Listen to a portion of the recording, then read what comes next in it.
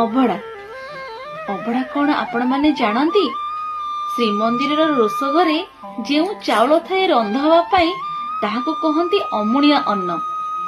ଅମୁଣିଆ ଅନ୍ନ ଯେତେବେଳେ ରନ୍ଧା ହୋଇଯାଏ ତାହାକୁ କହନ୍ତି ଅନ୍ନ। ଅନ୍ନ ଯେତେବେଳେ ରୋଷଘରୁ ବାହାରି ଆସେ ତାକୁ କହନ୍ତି ଛେକ। ସେଇ ଛେକ ଯେତେବେଳେ ଭୈରବୀ ପୀଠରେ ରହେ ତାହାକୁ କହନ୍ତି ଭୋଗ। ଭୋଗ ଯେତେବେଳେ ତିନି ଠାକୁରଙ୍କୁ ଲାଗି ହୁଏ ତାହାକୁ କହନ୍ତି ନୈବେଦ୍ୟ। ନୈବେଦ୍ୟ ଯେତେବେଳେ ମହା ବିମଳାଙ୍କ ପାଖେ ଲାଗି ହୁଏ ତାହା ମହାପ୍ରସାଦ ହୋଇଯାଏ। ଆଉ ସେଇ ମହାପ୍ରସାଦ ଯେତେବେଳେ ପଞ୍ଚ ପରମେଶ୍ୱରଙ୍କ ପାଖେ ଲାଗି ହୁଏ ତାହା କୈବଲ୍ୟ ହୋଇଯାଏ।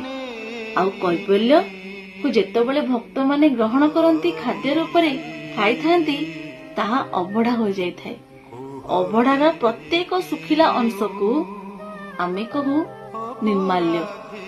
ଏହା ହିଁ ହେଉଛି ଆମ ଜଗନ୍ନାଥ ସଂସ୍କୃତିର ବିଚିତ୍ରତା।